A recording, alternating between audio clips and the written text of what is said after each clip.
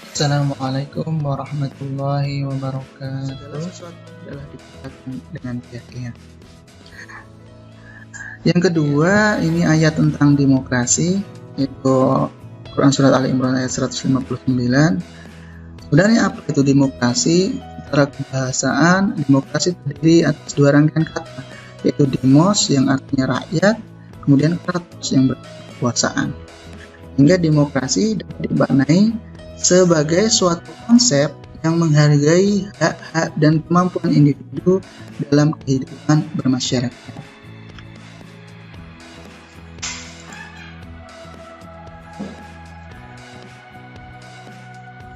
فبما رحمة من الله لنت لهم ولو كنت فظا غليظ القلب لانفضوا من حولك فاعف عنهم واستغفر لهم وشاورهم في الأمر فإذا عزمت فتوكل على الله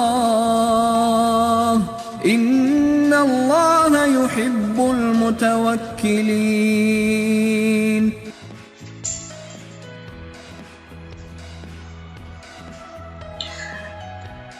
Kemudian artinya, maka disebabkan rahmat dari Allah lah kamu berlaku lemah lembut terhadap mereka. Kiranya kamu bersikap keras lagi berhati kasar, tentulah mereka menjauhkan diri dari sekelilingmu. Karena itu maafkanlah mereka, mohonkanlah ampun bagi mereka, dan bermusyawarahlah dengan mereka dalam urusan itu. Kemudian apabila kamu telah membulatkan tekad, maka bertawakallah kepada Allah. Sesungguhnya Allah menyukai orang-orang yang bertawakal kepadanya.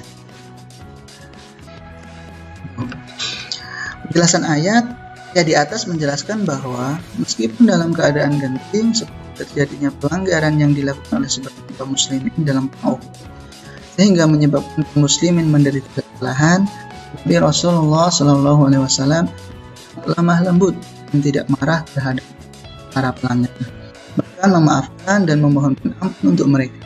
Seandainya Rasulullah Shallallahu Alaihi Wasallam bersikap keras, tentu mereka akan menaruh benci kepada beliau. Dalam pergaulan sehari-hari, beliau juga senantiasa memberi maaf terhadap orang yang berbuat salah, serta memohonkan ampun kepada Allah Subhanahu wa Ta'ala terhadap kesalahan-kesalahan mereka.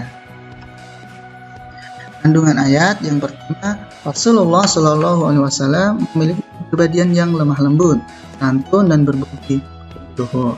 Akhlak mulia Rasulullah Shallallahu Alaihi Wasallam tersebut merupakan rahmat dari Allah Subhanahu Wa Taala.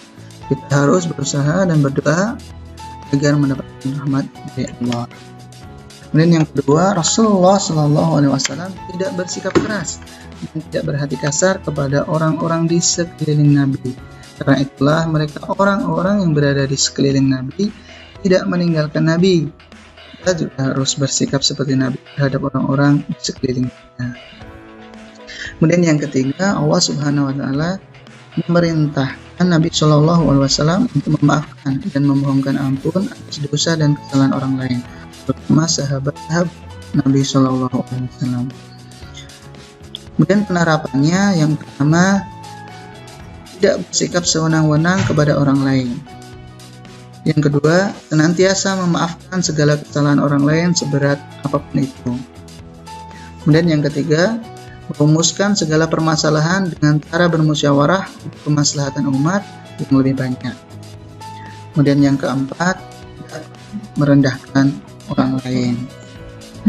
Nah, itu adalah materi singkat yang bisa kita pelajari dari materi berpikir kritis dan demokratis.